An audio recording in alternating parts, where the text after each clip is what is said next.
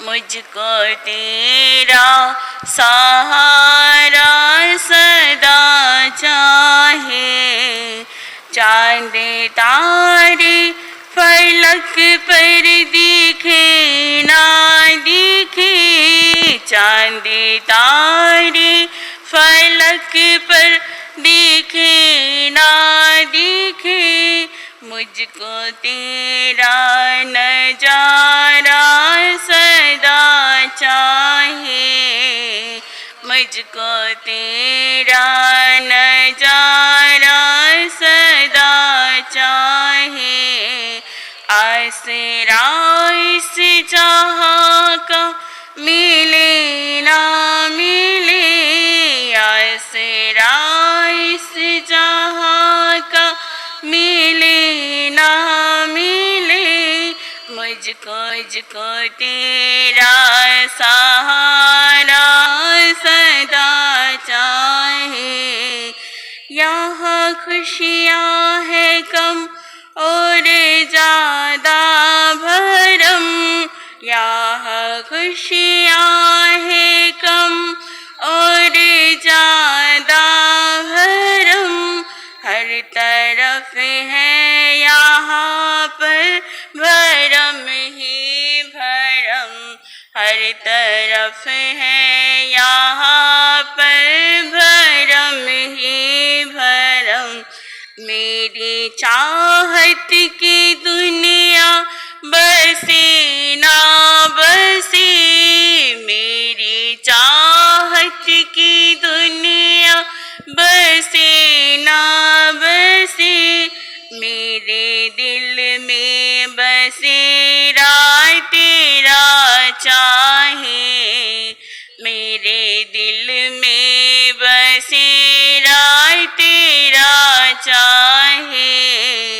आसरा इस जहाँ का मिले ना मिले, आसरा इस जहाँ का मिले ना मिले, मुझको तेरा सहारा सदा चाहे। मुझको सहारा सदा चाहे। मेरी धीमी है चाल और पथ है विशाल, मेरी धीमी है चाल और पथ है विशाल, हर कदम पर मुसीबत है अब तो संभाल, हर कदम पर मुसीबत है अब तो संभाल। पैर मेरे थके हैं चले ना चले, पैर मेरे थके हैं चले ना चले, मुझको तेरा इशारा सदा चाहे। मुझको तेरा इशारा सदा चाहे।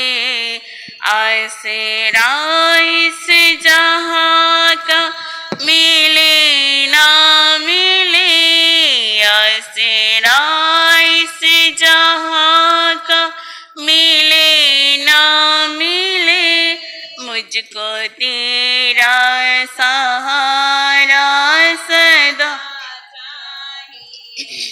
मुझको तेरा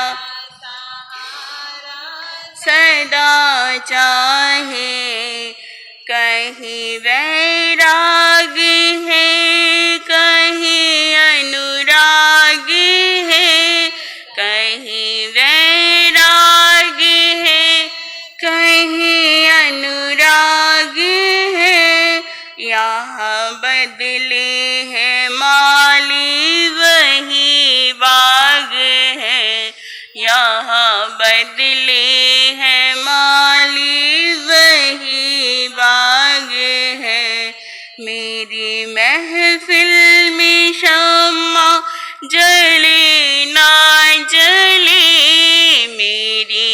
महफिल में शम्मा जले ना जले, मेरे दिल में उजाला तेरा चाहिए, मेरे दिल में उजाला तेरा चाहिए।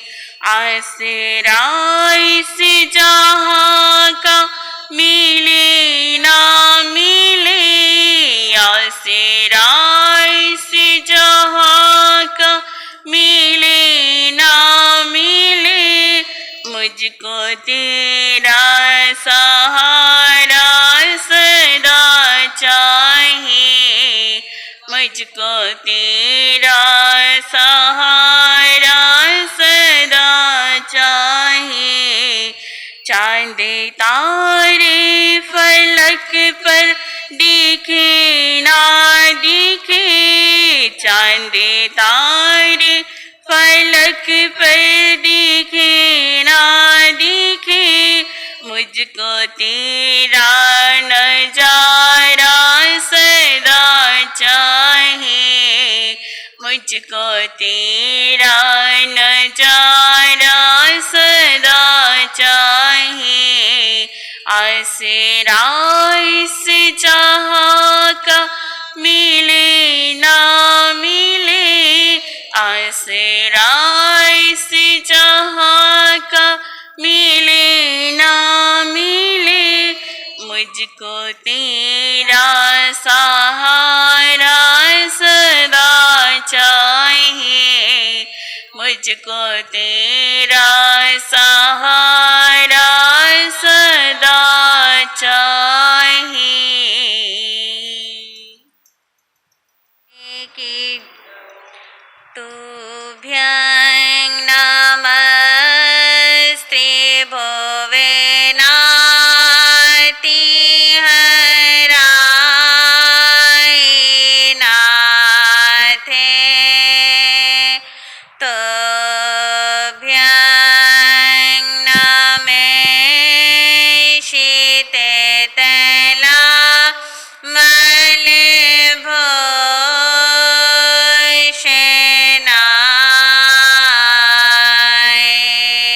श्री जगत परमेश्वराय,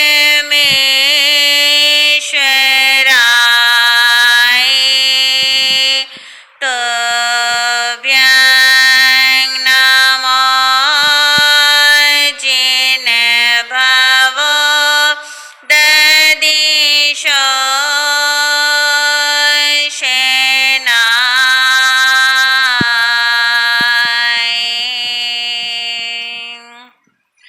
सबसे पहले सभी ने महामंत्र नवकार का सिमरन करना है, वंदन करना है और मिलकर बोलने का प्रयास करना है। हरिहंतों को नमस्कार, सिरि सिद्धों को नमस्कार,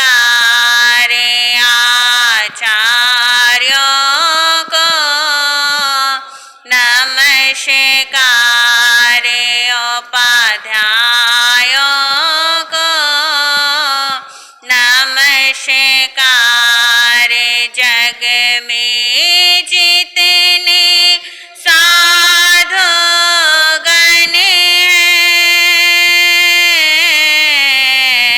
जग में जितने साधु गण हैं, उन सबको वंदन बारे बारे। अरिहंतों को नमस्कार, सिरि सिद्धों को नमस्कार, आचार्यों को नमस्कार, उपाध्यायों को नमस्कार, सब संतों को नमस्कार। अहिंसा भगवती के सफल आराधक शमन भगवान महावीर स्वामी के चरणों में मेरा भावभीना वंदन। परम श्रद्धा, परम आदरणीय, परम पूजनीय पूज्य गुनी जी महाराज एवं महाराज श्री जी के चरणों में मेरा कोटिशः वंदन। आज की सभा में उपस्थित धर्म प्रेमी बंधुओं, माताओं एवं बहनों, मैं गुन्नी जी महाराज के चरणों में रहकर जो कुछ भी अंगीकार कर रही हूँ वही कुछ देर आपके समक्ष सुनाने का प्रयास करूँगी। नित्य प्रतिदिन आप शमन भगवान महावीर स्वामी की पावन में मंगलवाणी का पान कर रहे हैं। भगवान महावीर स्वामी अपनी वाणी के अंदर हमें फरमाते हैं कि हम इस संसार के अंदर भटक रहे हैं और अनंत जन्म मरण हम कर चुके।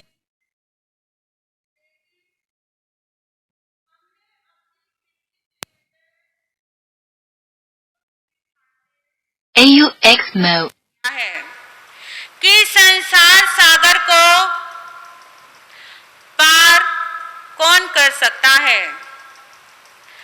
तभी शमन भगवान महावीर स्वामी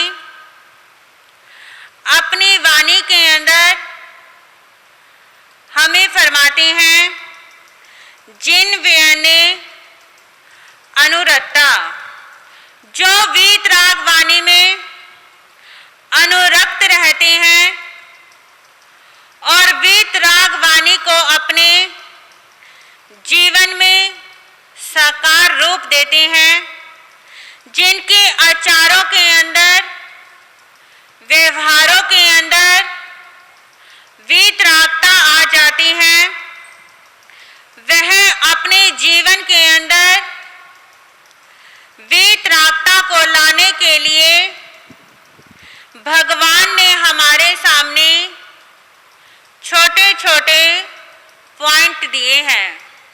क्या दिए हैं? छोटे छोटे हमको समझाने के लिए पॉइंट दिए हैं, जो कि आपके सामने चर्चा चल रही है। पहला पॉइंट आपके सामने आया था, कौन सा था पहला पॉइंट? पता है किसी को? पाप का परिणाम क्या होता है। पहला पॉइंट आपने सुना और हमने सुनाने का आपको प्रयास किया, लेकिन जो सुनाते हैं उसको जीवन में भी उतारने का प्रयास करना है। यदि हम जीवन के अंदर उनको ग्रहण करेंगे, उनके ऊपर अमल करेंगे, तभी हम जीवन के अंदर कुछ ना कुछ पा सकते हैं। हम दरी पर बैठकर सुनते हैं, लेकिन दरी पर बैठकर हमने सुन लिया, लेकिन सुनकर उसको अपने जीवन के अंदर अंगीकार नहीं किया और कह देते हो कि महाराज जी, जो आपने सुनाया है वह माल क्या रखो, अपने पास ही रखो। लेकिन हमने इस तरह के श्रोता नहीं बनना है। जो हम सुनते हैं उसको सुनकर अपने जीवन के अंदर अंगीकार अवश्य ही करना है। एक व्यक्ति को संतों ने कहा कि भाई कथा में आया करो। क्या कहा? कि संतों ने कहा कि भाई कथा में आया करो। आपको भी क्या देते हैं, प्रेरणा देते हैं कि कहाँ पर आया करो, सत्संग में आया करो, कथा होती है, कथा के अंदर भी आया करो। लेकिन जो सुनते हैं, जो उसके ऊपर अमल कर लेते हैं, वो कथा के अंदर क्या हो जाते हैं, आ जाते हैं। लेकिन कई व्यक्ति ऐसे होते हैं जिनको हम कहते रहते हैं, लेकिन वह क्या होते हैं, चिकने घड़े होते हैं। उनके ऊपर कहने का क्या नहीं होता, कोई भी असर नहीं होता है कि महाराज जी कहते जा रहे हैं। लेकिन कुछ व्यक्ति ऐसे होते हैं जो कि साधु संत कहते हैं कि प्रवचन के अंदर आया करो, तो वह सुनकर उसके ऊपर क्या कर लेते हैं, अमल कर लेते हैं। तो संतों ने भी उस भाई को कहा कि भाई प्रवचन के अंदर आया करो। तो उस भाई ने संतों की बात को माना और प्रवचन के अंदर आ जाता है और प्रवचन के अंदर आकर बैठ गया और समायिक भी कर रहा है और संत प्रवचन कर रहे हैं। और जैसे ही संत प्रवचन कर रहे हैं तो संतों की निगाह उस भाई के ऊपर जाती है और जैसे ही प्रवचन समाप्त होता है तो संत भाई से पूछते हैं कि भाई आज प्रवचन के अंदर तुमने क्या सुना था। वह भाई कहने लगा कि महाराज मेरा प्रवचन के अंदर ध्यान नहीं था। संत कहने लगे कि क्यों भाई तुम्हारा प्रवचन के अंदर क्यों ध्यान नहीं था। तो वह व्यक्ति कहने लगा कि मैं एक चूहे को देख रहा था कि कभी वह चूहा बिल के अंदर जा रहा था और कभी वह चूहा बाहर की ओर आ रहा था। मेरा ध्यान उस चूहे के ऊपर टिका हुआ था। संत कहने लगे ठीक है भाई।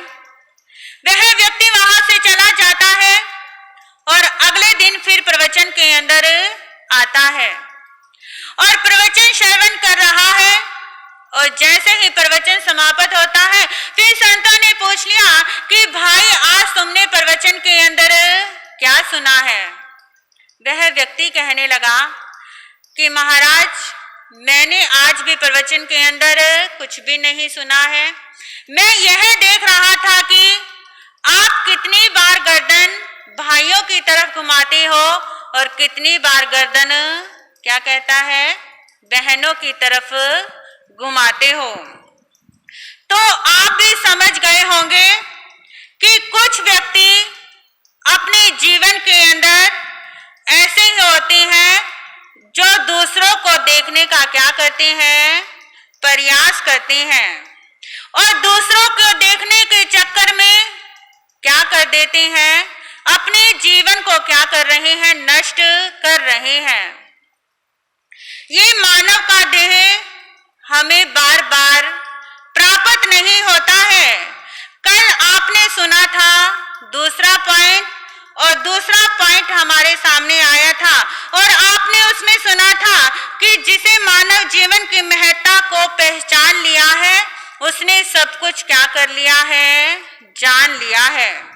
और तीसरा पॉइंट हमारे सामने आ रहा है कि पुण्य का अंतिम परिणाम क्या होता है। पुण्य का अंतिम परिणाम है वियोग। क्या नाम है पुण्य का अंतिम परिणाम? वियोग। मनुष्य को जो वस्तु प्राप्त होती है अंत में उससे क्या होना पड़ता है, बिछुड़ना भी पड़ता है।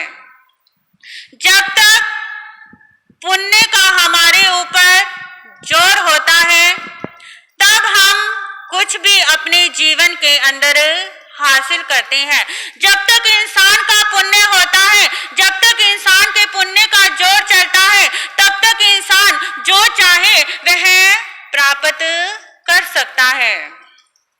कहते हैं कि आसमान के तारे कोई गिन नहीं सकता, आसमान के तारे कोई गिन नहीं सकता, किस्मत की रोटी कोई छीन नहीं सकता।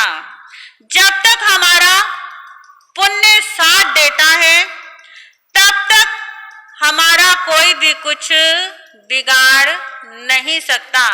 चाहे हम अच्छे कर्म करते हैं, चाहे हम बुरे कर्म करते हैं, लेकिन जब तक हमारा पुण्य साथ देता है तब तक हमारा कोई भी कुछ बिगाड़ नहीं सकता। तो तीसरा पॉइंट हमारे सामने कौन सा आया है कि पुण्य का अंतिम परिणाम क्या होता है? वियोग होता है। और चौथा पॉइंट हमारे सामने आता है कि जन्म का अंतिम परिणाम क्या होता है? मैं भी आपसे पूछ लूं। जन्म का अंतिम परिणाम मृत्यु होता है। जो जन्मा है उसने एक ना एक दिन मृत्यु को अवश्य ही प्राप्त होना है। ये सृष्टि का अटल नियम होता है। जो इंसान संसार के अंदर आता है उसे एक ना एक दिन इस संसार से जाना ही होता है। आज का मानव अपने जीवन के अंदर अनेक कल्पनाएं करता है कि कल मुझे यह करना है, परसों मुझे यह करना है, 10 वर्ष के बाद मैं ऐसा करूंगा, लेकिन वह इंसान की इच्छाएं, कल्पनाएं सभी दिल के अंदर रह जाती हैं। क्योंकि कभी भी इंसान की कल्पनाएं क्या नहीं होती हैं? पूरी नहीं होती हैं। जैसे कि नदी के अंदर जल बहता हुआ जाता है, इसी तरह हमारा जीवन का भी जो यह पन्ना है दिन प्रतिदिन घटता हुआ जा रहा है। ये जो हमारा जीवन है दिन प्रतिदिन हमारा व्यतीत होता जा रहा है। जो वृक्ष के ऊपर पीले पत्ते होते हैं वे भी एक दिन क्या हो जाते हैं? झड़ जाते हैं। जो हमारा शरीर है ये शरीर भी हमारा क्या है? नाशवान है। एक दिन भी इस शरीर को क्या हो जाना है? खत्म हो जाना है। क्योंकि और चीजों का क्या हो जाता है? मुहूर्त निकल जाता है। लेकिन जो यह मृत्यु होती है इस मृत्यु का क्या नहीं होता? कोई भी मुहूर्त नहीं होता। कब काल हमारे सिर पर आ जाए इसका भी क्या नहीं है? कोई भी भरोसा नहीं है। तभी हमारे शैमन भगवान महावीर स्वामी हमें फरमाते हैं कि जो हमें यह जीवन मिला है इस जीवन के अंदर हमने अच्छे काम करने हैं, बुरे काम को अपने जीवन के अंदर से निकालना है। इस काल का कोई भी भरोसा नहीं होता कि कब काल हमारे सिर पर आ जाए, कब यह काल हमारे शरीर पर आ जाए और हम इस संसार से क्या हो जाए? विदाई ले जाए। इस संसार के अंदर हम अच्छे काम करें, जबकि जो कि हम मृत्यु को प्राप्त हो जाए तो पीछे दुनिया वाले हमारे को क्या रखें? याद रखें कि जो फलाना व्यक्ति था वो अपने जीवन के अंदर कितने अच्छे काम करके इस दुनिया के अंदर से विदाई लेकर गया है। थवच्चा पुत्र का आपने कई बार उदाहरण सुना होगा और शास्त्रों के अंदर पढ़ा भी होगा कि वह थवच्चा पुत्र जो अपनी माँ के पास बैठा खेल रहा था, माँ के पास बैठा खेल रहा है और खेलता हुआ जा रहा है। माता अपने काम के अंदर व्यस्त हो जाती है और वह बेटा घर के अंदर घूम रहा है। साथ वाले घर से उस थवच्चा पुत्र को बहुत सुंदर सुंदर आवाजें आती हैं गाने और बजाने की। थवच्चा पुत्र मन के अंदर विचार करने लगा कि इतनी सुंदर सुंदर यह आवाजें कहाँ से आ रही है। उसने अपनी माँ से पूछा कि माता, आज साथ वाले घर में क्या हो रहा है और इनके घर के अंदर से इतनी सुंदर आवाजें क्यों आ रही है। वह माता कहने लगी कि बेटा, इस घर के अंदर किसी पुत्र का जन्म हुआ है और पुत्र के जन्म की खुशी निराली ही मनाई जाती है। तो यह अपने बेटे की खुशी मना रहे हैं। थवच्चा पुत्र कहने लगा, ठीक है माता। और वह इतनी खुशियां मना रहे हैं। कुछ घंटे व्यतीत होते हैं, कुछ पल व्यतीत होते हैं और उसी घर से रोने की भी आवाजें आने लग जाती है, क्रंदन की आवाजें आने लग जाती हैं। और वह थवच्चा पुत्र विचार करने लगा, अभी कुछ घंटों पहले तो इस घर से इतनी सुंदर आवाजें आ रही थी, नाच गानों की आवाजें आ रही थी, और अभी इस घर से ऐसे रोने और धोने की आवाजें कहां से आ रही हैं। फिर उसने अपनी माता से प्रश्न किया कि हे माता, अभी तक इस घर के अंदर से नाच गानों की आवाजें आ रही थी और अभी इस घर से रोने की आवाजें क्यों आ रही हैं। तो माता ने कहा कि बेटा, जिस लड़के ने जन्म लिया था, जिस बेटे ने जन्म लिया था, वह क्या हो गया है, मृत्यु को प्राप्त हो गया है। जैसे ही थवच्चा पुत्र ने सुना, सुनकर एकदम हैरान हो जाता है और वह अपनी माता को कहने लगा कि माता, क्या मैं भी मृत्यु को प्राप्त होऊंगा।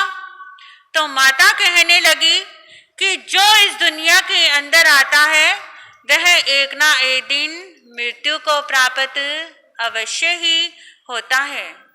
जैसे ही थवच्चा पुत्र ने अपनी माता की बात को सुना और सुनकर अपने मन को क्या कर लेता है, मोड़ लेता है और विरागे की धारा पर थवच्चा पुत्र का मन मुड़ जाता है कि जो इस संसार के अंदर आता है वह एक ना एक दिन क्या हो जाता है, मृत्यु को अवश्य ही प्राप्त हो जाता है।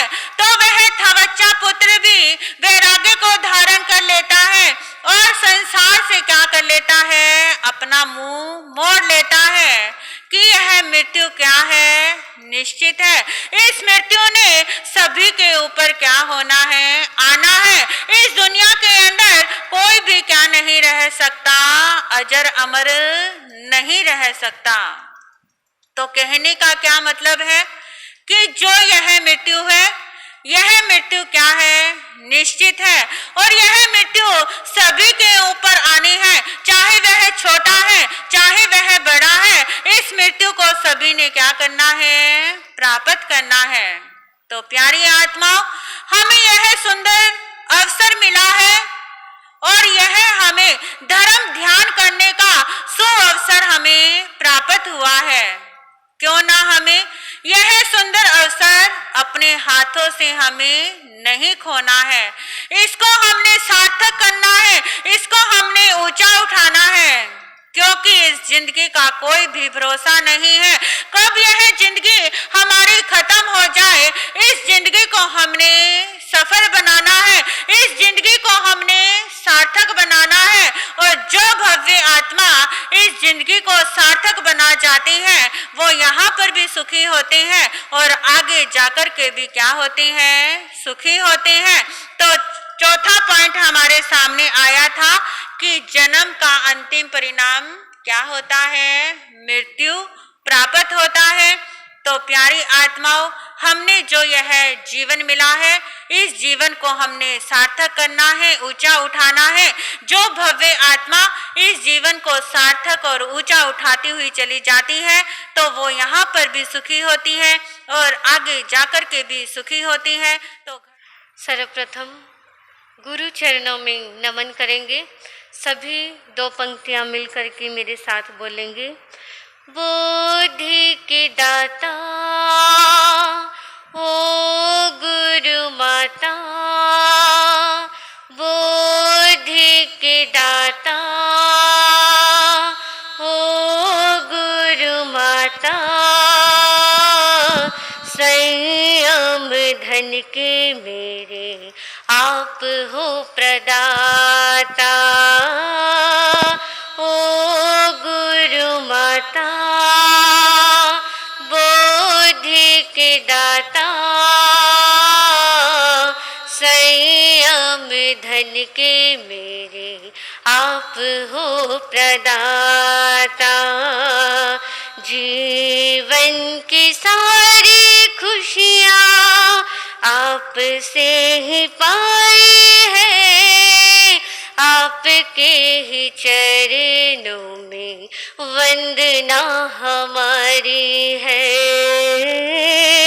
आपके ही चरणों में वंदना हमारी।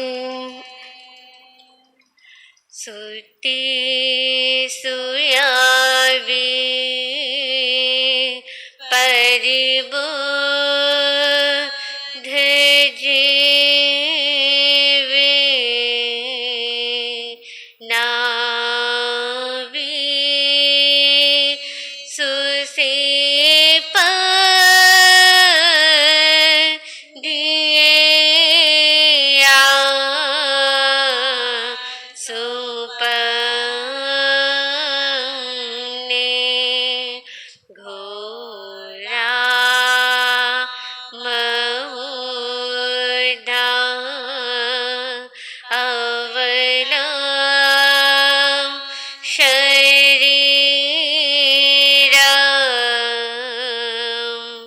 भार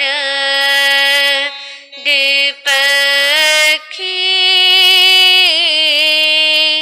चरे पम।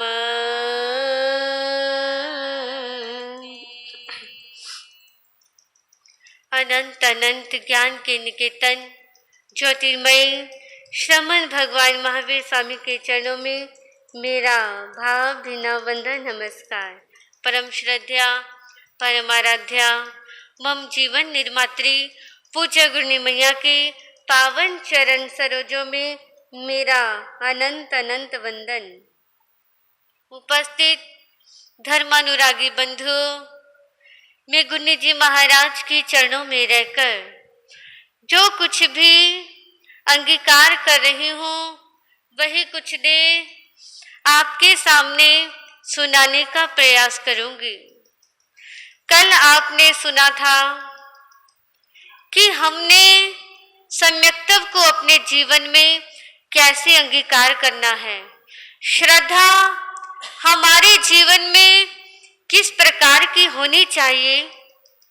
जैसे आप लोग घर बनाते हो, मकान बनाते हो, सबसे पहले नींव भरते हो। नींव अगर मजबूत होगी तो वो घर कितने वर्षों तक आपका खड़ा रह सकता है। अगर आपकी नींव मजबूत नहीं है, नींव कमजोर है, तो वो आपका भवन खड़ा नहीं हो सकता है। इसी प्रकार अगर हमने भी अपनी उस श्रद्धा को मजबूत बनाना है, उस नींव को मजबूत बनाना है, अगर श्रद्धा हमारी दृढ़ होगी तो हम भी अपने जीवन के अंदर सम्यक्तव को अंगीकार अवश्य कर सकते हैं। उसके लिए हमें थोड़ा पुरुषार्थ करना होगा, थोड़ा सा जोर लगाना होगा।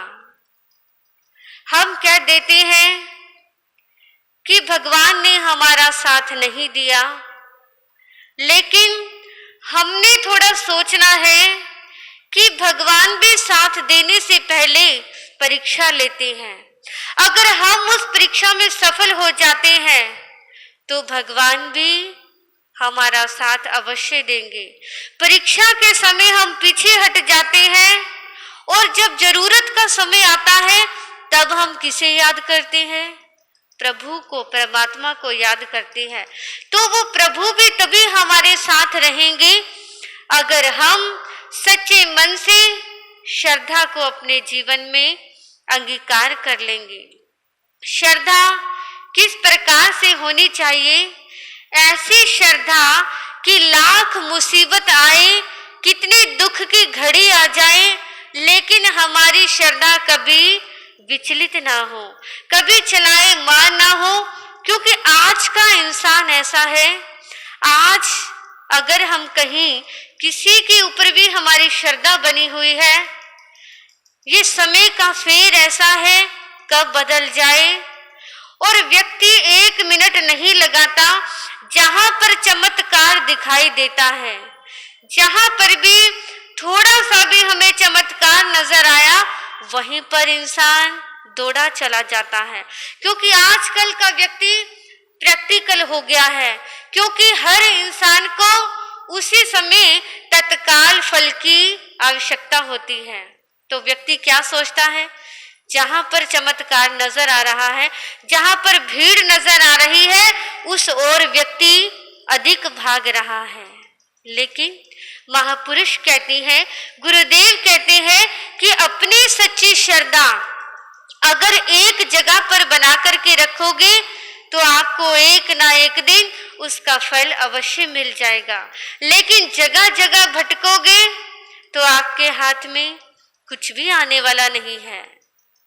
एक बार एक गांव के अंदर 3 संत रहते थे।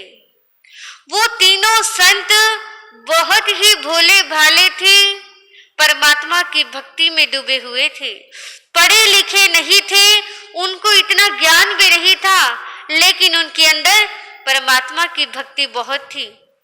उसी गांव के अंदर एक पादरी जी रहते थे।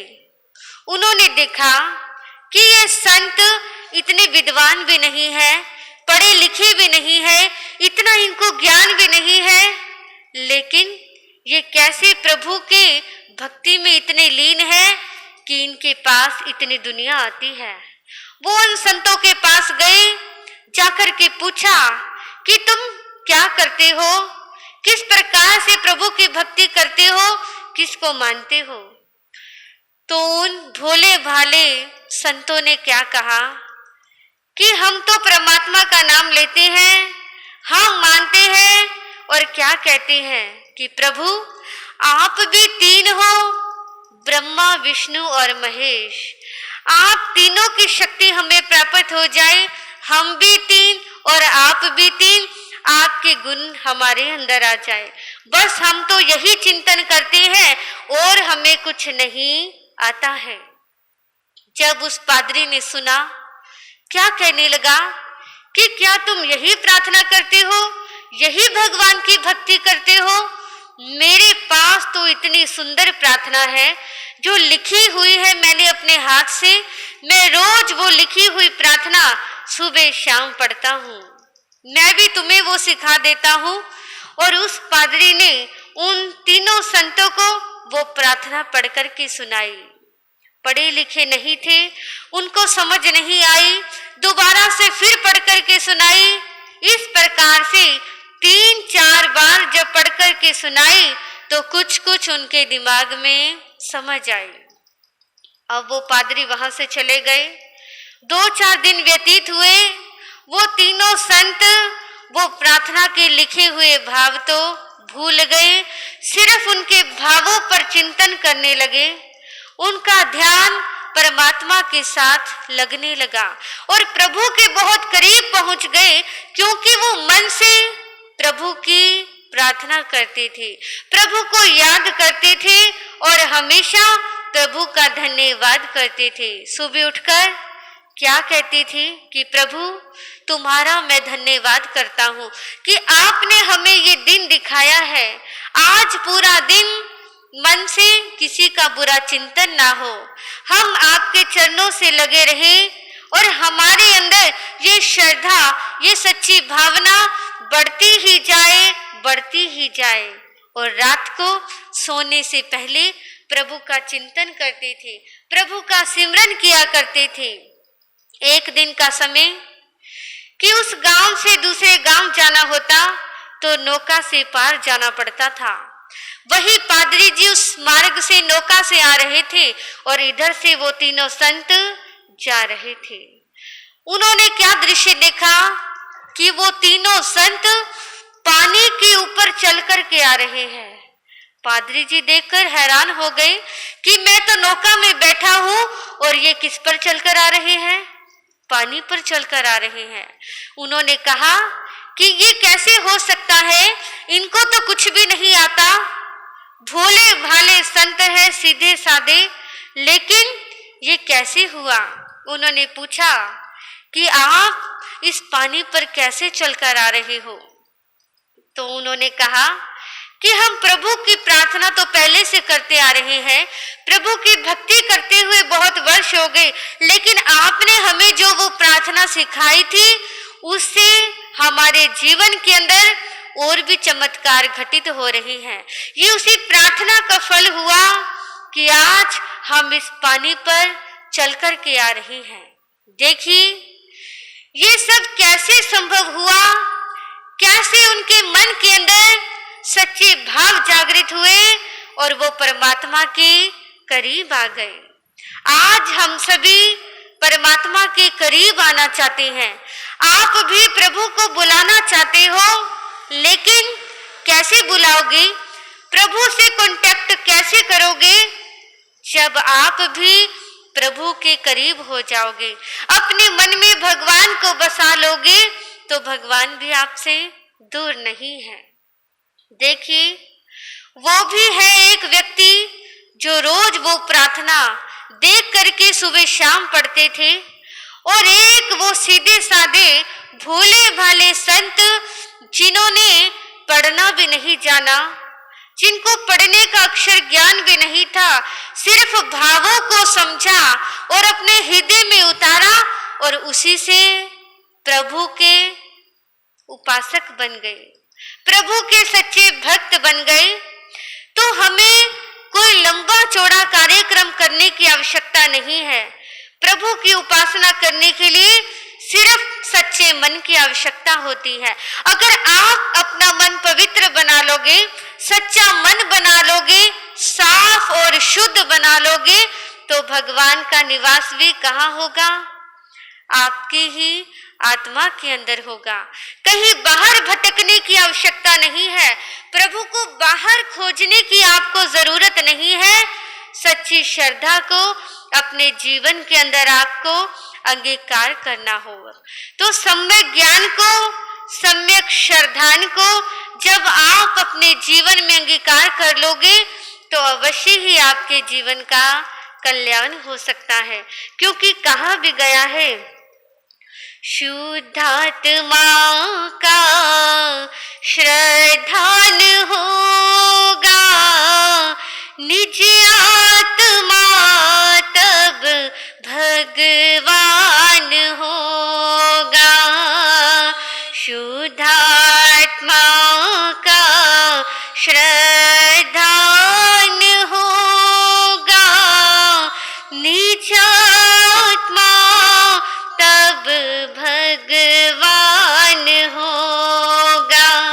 निज में निज पर में परिभाषित सम्यक ज्ञान होगा। शुद्धात्मा का श्रद्धान होगा, निज आत्मा तब भगवान हो।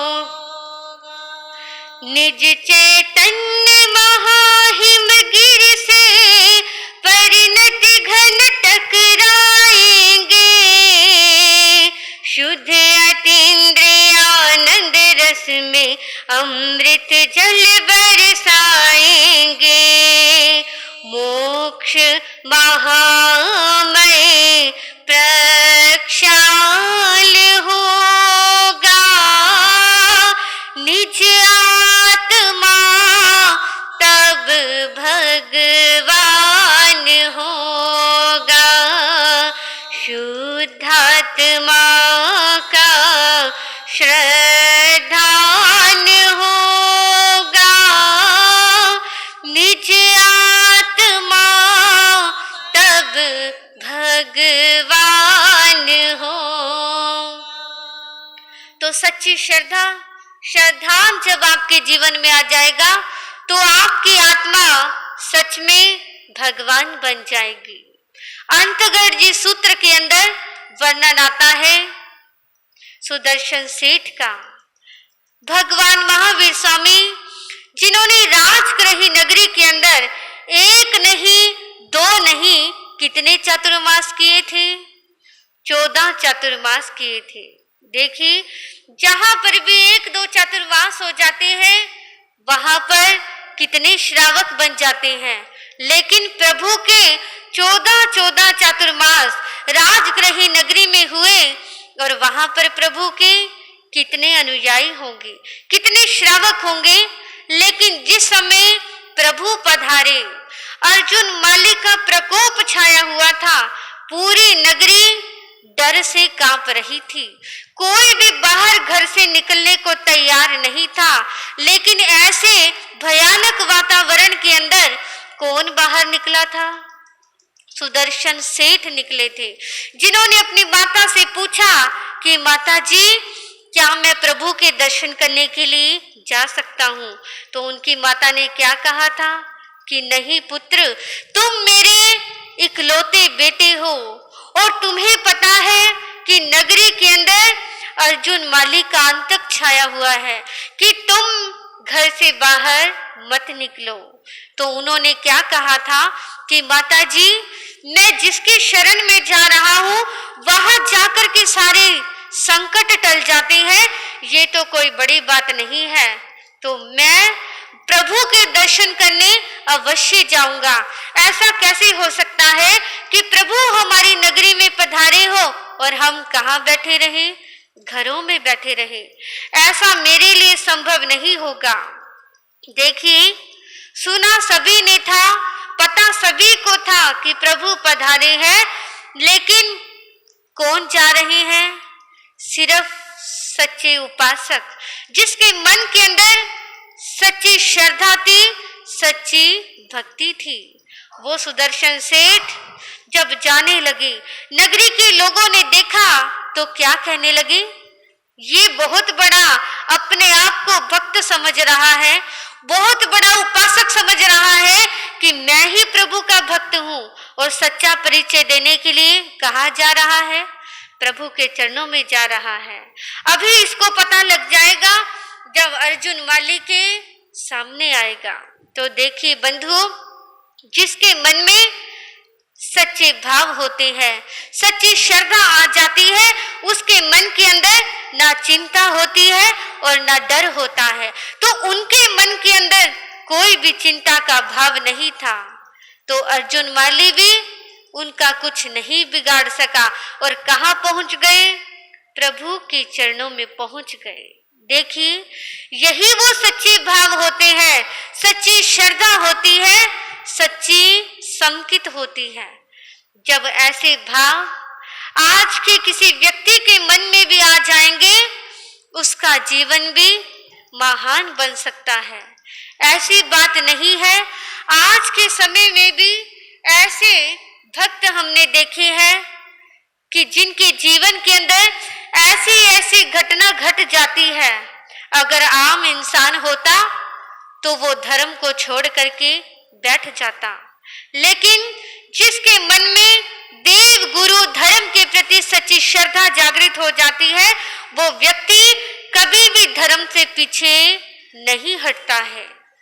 तो बंधु, आप लोग भी अगर अपने आप को भगवान के करीब लाना चाहते हो, प्रभु को अपने हृदय में बसाना चाहते हो, तो सच्चे मन से प्रभु की भक्ति करें, प्रभु की उपासना करें और देव गुरु धर्म के प्रति ही श्रद्धा करें। अंधश्रद्धा हमने नहीं करनी। अंधश्रद्धा का मतलब क्या है कि ऐसी जगह पर नहीं जाना जहां पर हिंसा के कार्य होते हो, जहां पर बलि चढ़ाई जाती हो, उनको हम पूज रहे हैं, वो अंधश्रद्धा है। सच्ची श्रद्धा देव गुरु और धर्म के प्रति अपनानी है, जो स्वयं भी संसार सागर से पार हो रहे हैं और दूसरों को भी पार ले जाने का मार्ग बता रहे हैं। तो आपने वही सच्ची श्रद्धा अपने जीवन में अंगीकार करनी है। अगर ऐसी श्रद्धा को अपने जीवन में अंगीकार कर लोगे तो आप भी एक न एक दिन मोक्ष मार्ग को अवश्य ही प्राप्त कर लोगे। तो अब घड़ी भी 9 बजा रही है, समय हो रहा है। मैं अपने वक्तव्य को यहीं पर विराम लगाती हुई, जैसे कि प्रतिदिन नवकार महामंत्र का जाप घरों में प्रतिदिन 12 घंटे का चला आ रहा है, तो आज के जाप का लाभ ले रहे हैं श्री ओम प्रकाश जी जैन, आज इनके परिवार की ओर से 12 घंटे का नवकार महामंत्र का जाप है और आज का आइन बिल भी इन्हीं के परिवार की ओर से किसने किया है? आपने किया है। गुरु के आगे 10 मिनट त्याग वो सिरामी। और कल के जाप का लाभ ले रहे हैं श्री सुनील जैन, भाई सोनू जैन जी के घर पर कल का जाप होगा और आइन बिल भी इनके परिवार की ओर से ही है। तो जिसका भी आइन बिल है और जाप है ये इसका अवश्य ध्यान रखें और ज्यादा से ज्यादा जाप और आइन बिल में हमें नाम जरूर लिखवाएंगे। तो जैसे कि तपस्या भी चल रही है तो तपस्या की श्रेणी के अंदर आज हमारी बहन श्रीमती बाला जैन नरवाना रोड से आज इनकी तपस्या का 6वां दिन 5वां दिन प्रारंभ होने जा रहा है। तो ये तपस्या का पचखान लेंगे। त्याग बोसरा। तो आप सभी तपस्या की अनुमोदना करेंगे और मिलकर बोलेंगे तपस्या करने वालों का, तपस्या करने वालों का। तो देखिए बड़ी हिम्मत और हौसले के साथ हमारी बहन बालाजी तपस्या के क्षेत्र में आगे बढ़ रही हैं। तो आगे भी जिस बहन की तपस्या चल रही है उसका नाम आपको समय आने पर बता दिया जाएगा। तो आप सभी मिलकर के 2 पंक्तियां बोलेंगे।